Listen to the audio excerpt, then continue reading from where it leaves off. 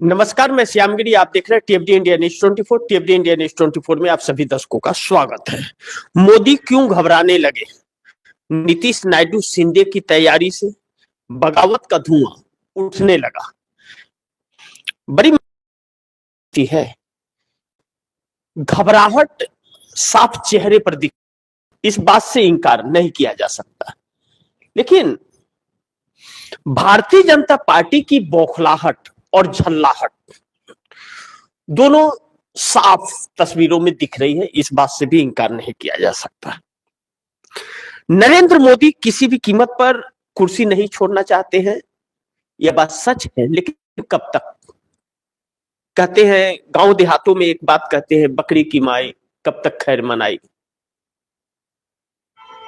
अब इस वक्त जो सरकार है चारों तरफ से घिरी हुई है मोदी सरकार। वंदे मातरम पर चर्चा भारतीय जनता पार्टी जिस मकसद से शब्दों में कहे तो पार्लियामेंट के अंदर आरएसएस और भाजपा की धज्जियां उड़ गई। प्रधानमंत्री नरेंद्र मोदी के एक एक झूठ को राजनाथ सिंह के एक झूठ प्रियंका गांधी और गौरव गोगोई ने रख दिया। लेकिन बिंदु जो प्रियंका गांधी ने कहा, प्रधानमंत्री नरेंद्र मोदी जिस पर इस पंडित नेहरू पर और गांधी परिवार पर आक्रमण करते हैं और झूठी मनगढ़ंत कहानियां रचते हैं। प्रियंका गांधी ने कहा स्पीकर ओम बिरला से कि अध्यक्ष महोदय,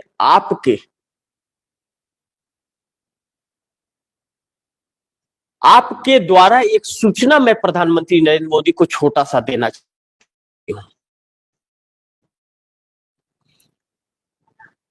कि भारतीय जनता पार्टी या नरेंद्र मोदी के मन में जितना कुछ है वह लिस्ट बना ले। नेहरू पर, गांधी परिवार पर एक बार बहस कर ले, 10 घंटे, 20 घंटे, 40 घंटे, 40 दिन तय कर ले सीमा और बहस कर ले और इस मैटर को खत्म करे।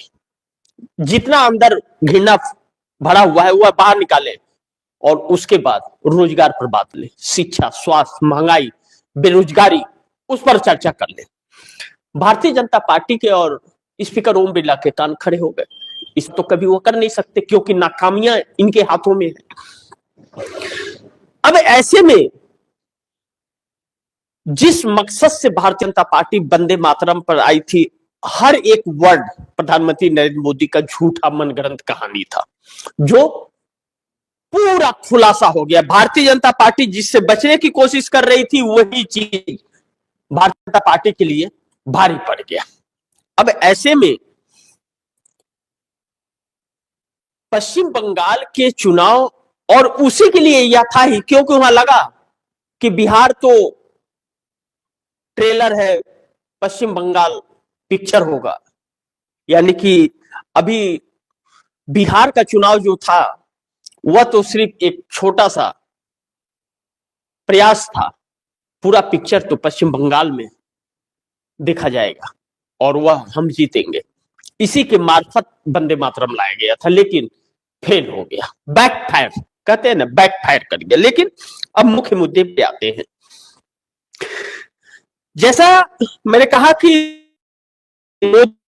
यह बात तो है कि नीतीश का इंतजार नायडू और शिंदे को अब बहुत बेसब्री से हो है, क्योंकि शिंदे अकेले समर्थन वापस लेके या नायडू अकेला समर्थन वापस लेके या नीतीश अकेला समर्थन वापस लेकर के रास्ता तैयार नहीं कर सकते। तीनों को साथ में या तो मिलकर करना पड़ेगा और इंतजार नीतीश का है और नीतीश ने कदम आगे बढ़ा दिया है। भारतीय जनता पार्टी ने जो नीतीश कुमार को के बेटे को, निशांत कुमार को जो मोहरा बनाना चाहती थी और जो निशांत कुमार होंगे अगले मुख्यमंत्री का बैनर पोस्टर लगवाई, नीतीश कुमार भड़क गए। लेकिन उसी समय जिस प्लान बी पर नीतीश कुमार ने काम करना शुरू किया, असुद्दीन ओवैसी के 5 विधायक नीतीश कुमार से मुख्यमंत्री आवास आ गए मिलने के लिए, और उनका बयान आया कि नीतीश कुमार हमारे राजनीतिक गुरु हैं, हमारे राजनीतिक गुरु हैं और वह जल्द जेडीयू में शामिल होने की संभावनाएं उनकी बताई जा रही है। अब नीतीश कुमार का इंतजार नायडू और शिंदे को है, नीतीश कुमार कब एक्शन में आते हैं, क्योंकि नीतीश कुमार पहले बिहार की कुर्सी को अपने मजबूत करेंगे और उस पर कार्यक्रम उन्होंने चालू कर दिया है। इस वक्त नीतीश कुमार को विपक्ष के साथ सरकार बनाने में कोई दिक्कत नहीं है, पूरी तरह से कंफर्टेबल है।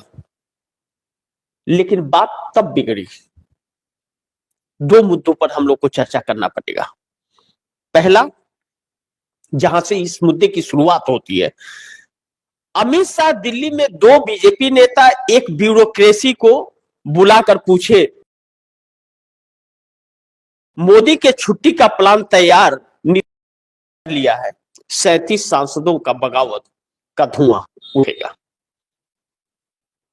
जैसा मैंने कहा कि मोदी क्यों घबराने लगे, नायडू शिंदे की तैयारी से बगावत का धुआं उठने लगा।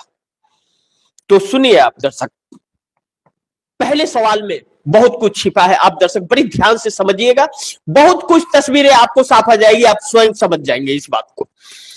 अमित शाह दिल्ली में दो बीजेपी नेता एक ब्यूरोक्रेसी को बुला करके नीति करेंगे। नीतीश कुमार के खास ब्यूरोक्रेसी है इस वक्त, जो नीतीश कुमार के दफ्तर को चला रहे हैं, बहुत विश्वसनीय ब्यूरोक्रेसी है। और नीतीश कुमार ने अपने विश्वसनीय ब्यूरोक्रेसी को सम्राट चौधरी और विजय सिन्हा के इर्द गिर्द भी लगा दिया है। उनके दफ्तरों में जो तैनात हैं, जो कार्यभार को आगे बढ़ाते हैं, वह नीतीश कुमार के हैं। भले गृह मंत्रालय आपके पास है, लेकिन वह कमान नीतीश कुमार ने अपने पास रखी है। अब भारतीय जनता पार्टी नीतीश कुमार को सीएम की कुर्सी से हटाना चाहती है, इस बात से बिल्कुल इंकार नहीं किया जा सकता। ब्यूरोक्रेसी को बुलाने का अमित शाह को कोई उसका अस्तित्व नहीं है, कोई मतलब नहीं है बुलाने का, लेकिन बुलाया गया चूंकि वह नीतीश कुमार के विश्वसनीय थे। और ब्यूरोक्रेसी को बुला करके अमित शाह यह पूछे अगर कि नीतीश कुमार का एग्जिट प्लान क्या है, कब कुर्सी छोड़ रहे हैं, भाजपा को कब सीएम की कुर्सी देंगे, और वह ब्यूरोक्रेसी बिना अमित शाह से डरे हुए साफ शब्दों में कहे कि यह तो भूल जाइए, नीतीश कुर्सी नहीं सौंपेंगे, नीतीश फिट है, तो आप समझ सकते हैं कि आपस में टकराव और सहमत का जो खेल है कितना बड़ा है। अमित शाह को यह क्यों जरूरत पड़ी कि नीतीश कुमार के ब्यूरोक्रेसी को बुला करके, जो विश्वसनीय है, बुला करके, और उस ब्यूरोक्रेसी के अफसर ने जो जवाब दिया कि ऐसा कोई प्लान नहीं है, इस मुखालफे में मत रहिए। तब अमित शाह ने दूसरी चाल चली, संजय झा कार्यकारी अध्यक्ष के जरिए कि निशांत कुमार को एक कार्यक्रम में लेकर के जा रहे थे, तो मीडिया वालों को एयरपोर्ट को बुला करके वहां पूछवा लिए सवाल। यह लोग खुद प्लांट भी सवाल करते हैं और जवाब भी प्लांट करते हैं। और संजय झा कहते हैं कि निशांत कुमार जल्द एंट्री मारने वाले हैं, और बैनर पोस्टर लग जाता है कि निशांत कुमार अगले सीएम। भारतीय जनता पार्टी जानती है कि नीतीश को हटा के अगर उनके बेटे निशांत को बनाए तो सत्ता खींचने में और छीनने में बहुत आसानी होगी। लेकिन नीतीश कुमार गर्म हो जाते हैं, गुस्सा होते हैं, कहते हैं यह किसने लगाया।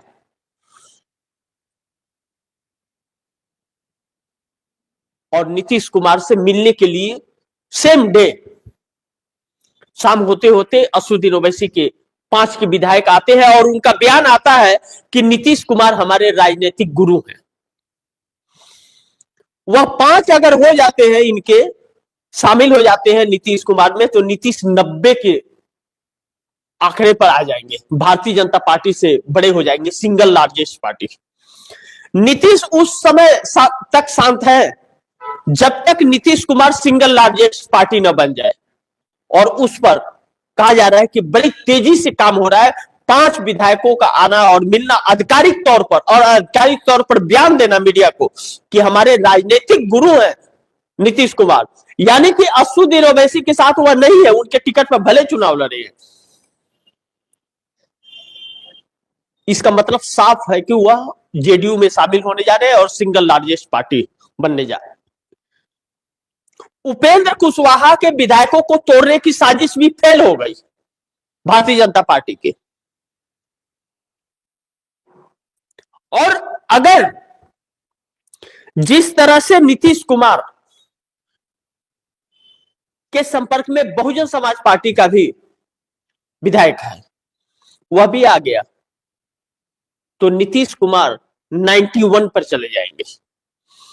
और 91 होते ही नीतीश कुमार अपने एक्शन मोड में आ जाएंगे, यानी कि विपक्ष के साथ पूरी तरह से कंफर्टेबल।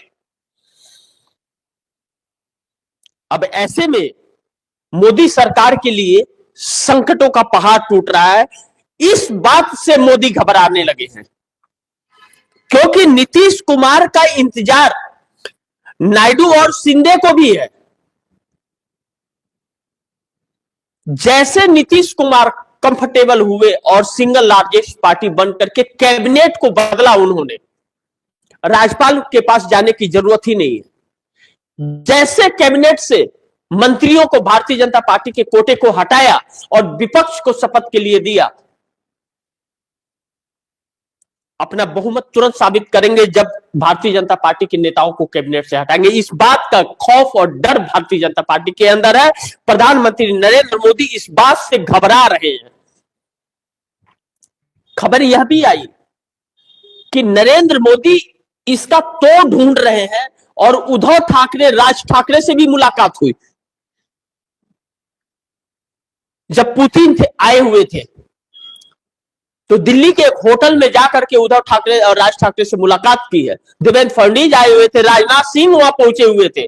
सोचिए कि सरकार के अंदर कितनी घबराहट है इस वक्त, और एकनाथ शिंदे की टकराहट शांत होने का नाम नहीं ले रही है। ऐसे में ब्यूरोक्रेसी ने, जो अफसर ने जो अमित शाह को जवाब दिया, अमित शाह एक प्रोग्राम में नीतीश कुमार के जाने थे, नहीं गए। नीतीश कुमार से कहने की हिम्मत नहीं जुटा पा रहे। इसका मतलब आप दर्शक जानते हैं, इसका मतलब कि जिन 12 सांसदों को तोड़ करके अपने गोद में बिठा रखी थी भारतीय जनता पार्टी, वह भारतीय जनता पार्टी से दूर हो चले हैं, नीतीश कुमार के पास पहुंच गए हैं। और अब नरेंद्र मोदी नीतीश के मोहताज हो गए हैं। शरद पवार इस बीच कुछ भी नहीं बोल रहे, शांत पड़े हुए हैं। बड़े खेल की तैयारी चल रही है। मैंने आप दर्शकों को एक कार्यक्रम में कहा था कि एकनाथ शिंदे शरद पवार के संपर्क में है। इन बातों को जिस तरह से मीडिया दबा रहा है, अगर इन बातों को खोल दे मीडिया, टीवी चैनलों पर यह डिबेट चल जाए और दिखाने लगे, तो मोदी सरकार धराशाह हो जाएगी तुरंत। लेकिन सारी चीजों को छुपाया जा रहा है, लेकिन छुपाए तो छुपती नहीं, तस्वीरें आ ही जाती है और इनकी बैंड भी बच जाती है। अब नीतीश कुमार अपने प्लान पर एक्टिव है इस वक्त और बहुत जल्द खबरें आ सकती हैं।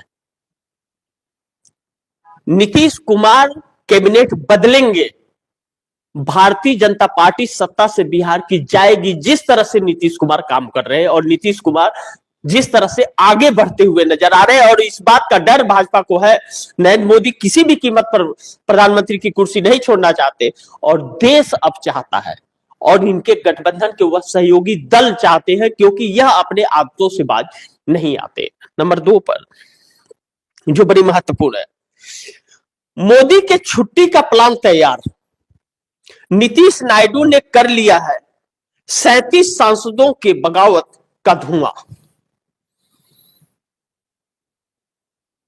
जिस तरह से एकनाथ शिंदे, चंद्रबाबू नायडू, नीतीश कुमार, पवन कल्याण 37 सांसद होते हैं, 37।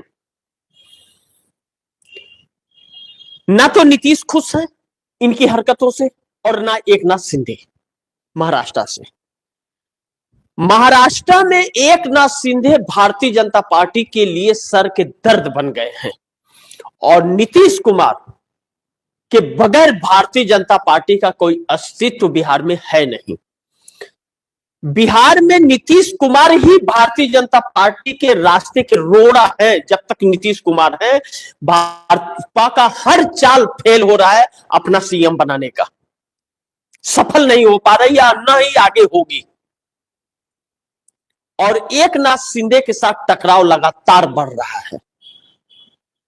चंद्रबाबू नायडू इस बात को लेकर के चिंतित हैं कि यह मोदी और शाह की जो जोड़ी है, यह जोड़ी किसी की सगी नहीं है, किसी की सगी नहीं है। यह हर एक वक्त विश्वासघात का प्लान एक्टिव करती रहती है और तोड़ फोड़ के जरिए यह सत्ता पर काबिज रहना चाहती है। और अब इस सरकार से देश उब रहा है और जब देश उबेगा तो अच्छे अच्छे नेताओं की राजनीति खत्म हो जाएगी। यानी नरेंद्र मोदी के साथ रहना गठबंधन में भी अब उन छोटे दलों के लिए बहुत घातक साबित हो जाएगा। राजनीतिक करियर को बचा पाना मुश्किल हो जाएगा। ऐसे में यह कहा जा रहा है कि नीतीश तो चंद्रबाबू नायडू के संपर्क में है, एकनाथ शिंदे बड़ी तेजी से संपर्क में आ रहे हैं, क्योंकि एकनाथ शिंदे कभी भी भाजपा का साथ छोड़ सकते हैं। इसके लिए उद्धव ठाकरे से चर्चा जारी है। इसके लिए होटल में जाकर के राजनाथ सिंह, देवेंद्र फडणवीस महाराष्ट्र के सीएम, प्रधानमंत्री, यह लोग सब कोई जाकर के मिले। राजनाथ सिंह थे, क्यों मिले? क्या हुआ? प्री था, क्योंकि प्रधानमंत्री का प्रोटोकॉल होता है। प्रधानमंत्री जाएंगे तो यानी कि पहले से सारी व्यवस्थाएं रेडी थी। राज ठाकरे जिस तरह से उद्धव ठाकरे के नजदीक आए हैं, राज ठाकरे के जरिए उद्धव ठाकरे को मनाने की तैयारी की। अगर एकनाथ शिंदे जाते हैं तो उद्धव ठाकरे आ जाए, क्योंकि उनके 7 सांसद है, इनके पास 9 सांसद है। लेकिन नीतीश भी गए तो भारतीय जनता पार्टी के लिए मुश्किलें हो जाएगी। तो अपने एग्जिट प्लान को कैंसिल किया भाजपा ने, नीतीश को हटाने का। लेकिन उसके लिए अस्थायी रूप से बैठ जाएगी, यह संभव नहीं है और नीतीश कुमार इस बात को जानते हैं। इसलिए नीतीश कुमार कदम आगे बढ़ा रहे हैं। अब यह बात खुलकर के आ रही है कि नीतीश है, नायडू है, शिंदे हैं, मिलजुल करके यह 37 सांसदों का समीकरण बन चुका है। और ममता बनर्जी जिस तरह से गिरी हुई है और जिस तरह से उनको हटाने की कुर्सी से साजिश एक रची जा रही है, बागेश्वर हो या हुमायूं कबीर हो या वंदे मातरम का जो चर्चा कराया गया, ममता बनर्जी भी नीतीश कुमार के संपर्क में। यानी कि इंडिया गठबंधन को एकजुट करके और सरकार बदलने की कवायद लगातार जारी है, इस पर प्रयास लगातार जारी है। इसके लिए मोदी घबराने लगे हैं कि नायडू नीतीश की जो यह तैयारी चल रही है, नीतीश नायडू शिंदे की, इससे सत्ता मोदी की जा सकती है। बगावत उठ गया है, क्योंकि इंडिगो का जो मामला हुआ है, चंद्रबाबू नायडू से इस्तीफा मांगने की हिम्मत नहीं जुटा पाई मोदी सरकार, लेकिन राम मोहन नायडू पर चर्चा जरूर करवा दी। और इस सरकार के पास अब कुछ बच नहीं है कि यह सिर्फ कुर्सी बची रहे, इसके लिए तोड़ फोड़ या नफरत का जाल बिछा करके ही यह गुमराह कर रही। प्रियंका गांधी ने कहा कि गांधी परिवार और नेहरू पर जितनी भड़ास निकालनी है, एक बार समय तय करके निकाल लीजिए, चाहे 40 दिन लगातार निकाल लीजिए, लेकिन रोजगार, शिक्षा, स्वास्थ्य, महिलाओं की सुरक्षा, बेरोजगारी, महंगाई पर चर्चा कर लीजिए। लेकिन अब उम्मीद है कि नरेंद्र मोदी जैसा व्यक्ति इस पर चर्चा कराएगा। वह अपने स्वार्थ के लिए झूठ की मनगढ़ंत कहानियां रचने के लिए पार्लियामेंट में यह चर्चा करवाते हैं, लेकिन वह बैकफायर अब हो गया।